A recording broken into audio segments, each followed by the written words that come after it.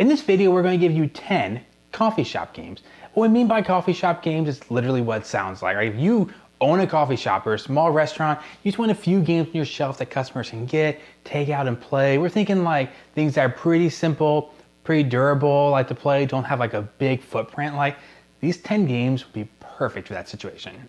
I'm going to kick us off with arguably the best coffee shop game ever at number 5 because it's about coffee. This game is called Cafe. All right. Cafe is a really simple game with one genius idea. You're overlaying your cards. So every time you build something new, you have to eliminate a resource or some machinery from another part of it. So you're always making a sacrifice to expand. It's really genius. Plays in maybe 10, 15 minutes when you play it. A little longer maybe, short. Yeah. Doesn't take up a huge footprint on the table. Yeah. And it's a really sweet game. My first game here isn't my favorite game, but I feel like it just is so perfect for the situation. Goblet. Have you played Goblet? No. Okay. I don't think so basically you're just trying to get like a little tiny grid, kind of like chess, but much smaller grid, 4x4 I think. And you're just trying to get a row. But the thing is that they gobble it. So there's like little tiny pieces, then another piece like a cup that goes over that one, then another bigger side to go over that one, and over that one. I think there's 4 sizes in it. It's pretty fun. It's not a game I'd want to play like 27 times in a row. Yeah. However, if you were at a coffee shop and you're like, oh, there's like dominoes and there's trouble, and there's this like interesting strategy game. Like I really look for games on this list that people could quickly wrap their heads around. And it's like they're like, hey, let's play Connect 4. Just tell people it's Connect 4. But then like you could actually cover your opponent thing. But if you could cover them with the biggest cup, it can never be covered again. Yeah. But if you cover the smaller cup and save your big ones, you might get yours covered. So really just interesting, pure strategy game that, again, I think the perfect game that kind of sparks some interest. Like, ooh, Goblet, like that's kind of fun. Gobble, gobble. My number 4 is a simple game about moving blocks across the water. It's called Emotep. Oh. And in Emotep, you're just taking your blocks and trying to move them into these shared establishments. But depending on when you arrive, your blocks get to be placed differently or score differently, essentially. So the game is all about moving the canoes. You can send them early for some of them you can't. And you send them at the right time so that you get the best positioning on each different monument or structure that's being built. Really cool game. Super simple to learn, but a lot of strategy there. I've never won because I suck. I hate it. But also, like, it has little cubes you get to place. You actually get to build the monuments with cubes, so it's like really visually satisfying to see like the pyramids get built. All right, up next here is a game that I like slightly more than Goblet, but I still wouldn't say we're into like love category. I just think it fits this list really well. That's Carcassonne. It has the whole match the placement of the tiles, how they look. Okay, put the road on the road. Just easy to teach stuff. I'm just thinking games like you can sit down and say, hey, you're trying to get the road to match the road. You can claim them, you can claim this. Obviously, I wouldn't suggest playing with any of the extra rules or expansions in this situation, but pretty fast game to pick up and play. And yeah, I like it.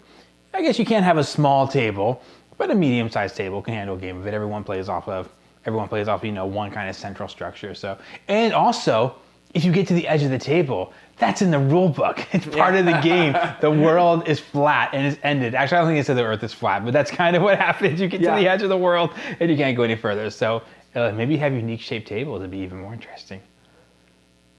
My number 3, I'm taking a leap of faith here because I've only played this game one time, but it felt like it was the right kind of game. All right. This is a simple little game from Cosmos called Lost Cities. And the whole mechanic of this game is putting down a card and then picking them up sometimes. Yeah. And that's the whole game. Like, super simple, but it's all about different card colors, where they're going down, and at what moments you need to make your set, basically. It's a great game. I've played it exactly once, thought the strategy was crazy good, and it's just the perfect game. You can see, like, oh, we picked up the rules, and we can just throw these cards down and play the game.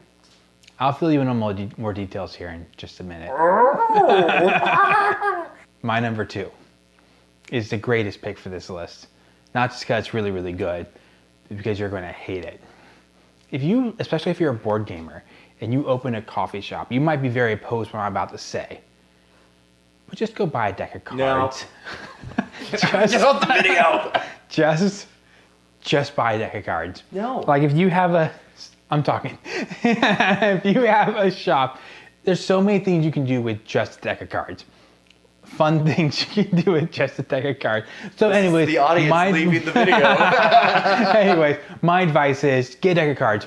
put in there. People can be creative. A lot of people already know. People who won't want to, they're intimidated by a box, which happens. People see a box and they're like, oh, any box, like, okay, I can't learn a new game. But if you have some decks of cards in there, people can take it out, do whatever they want to. So it's not really a game. It's just if you own a coffee shop. Which is what the whole video is, games. It's not a specific game. I'm not saying card games, especially classic ones, are necessarily none of them made the top 10 of all time. However, if you have a few decks of cards sitting around, people will really appreciate it. So especially if you're a board gamer and aren't on that wavelength, a lot of people will not open a box because they're too intimidated. If you tell them it's not that hard, they'll be too intimidated. Have some decks of cards and you'll have a good time with it. Next up for me is a little bit of a crossover. It is Carcassonne. Oh, nice. For all the reasons you said, it's so great because the learning curve is literally like just placing the tiles. Gotcha. Yeah. So easy to learn. Scoring can be a little bit complicated, but it's honestly not too bad. And yeah, it has the edge of the table thing. I almost eliminated it because most games have a fairly large footprint for this game as it spreads out. So yeah. I almost eliminated it and said it wasn't a good one, but I actually forgot it had an edge of table rule until you mentioned it. But I decided it's probably good enough where it could fit. You can make it work, and I just think it's an amazing game. You weren't talking when I was giving it earlier, and I was like, does he think this was a bad pick? I'm just going to keep talking and keep talking, and you're just like looking at me like, yeah. I was like, okay. Just trying to make you feel insecure. Yes, I did. I felt really insecure. Ching. I'm confused. Didn't you go first? Yeah. I missed a game. Yes, it wasn't just me. My number 3 is a word game, but it's the one good one. Codenames. Oh, yeah. I think Codenames is a pretty cool one, very small footprint. It's a really fun game. You have a bunch of cards out there.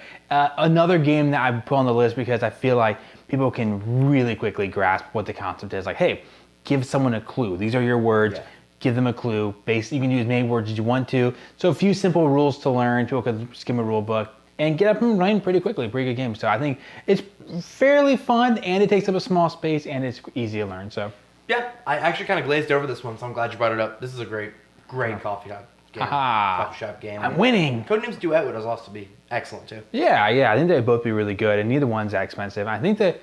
Do the back of the cards look the same? That'd be sweet if they did. That would be sweet. We could combine them. That'd be pretty cool. Now, some may have a memory of me giving you a hard time about picking card games as one of your picks. Some. Like 5 minutes ago? I don't know. But my number 1 is a variation, maybe loosely inspired by card games of the past called The Crew. And The Crew is a trick-taking game, a term completely unique to The Crew, not from card games of the past. No. Where you are all playing on a team to try to give each player the correct set of cards and win the hand. Basically, the highest number out there wins the hand at the end, or there's also a trump card that takes it all. So, you're all trying to win the hand, passing around. It's just an amazing experience. Plays well.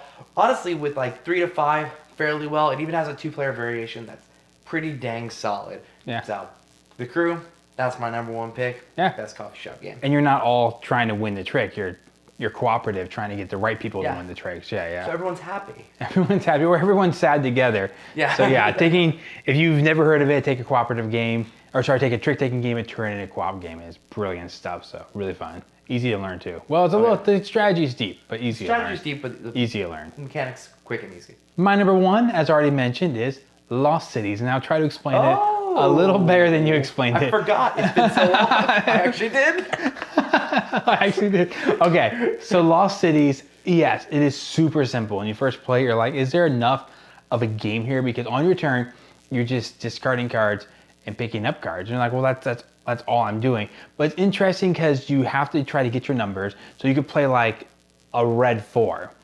But you also want to play then a red 5. You have to keep them in order. So if you do 4, you can play 7, you can play 10, but you can't ever go back down and play the 5.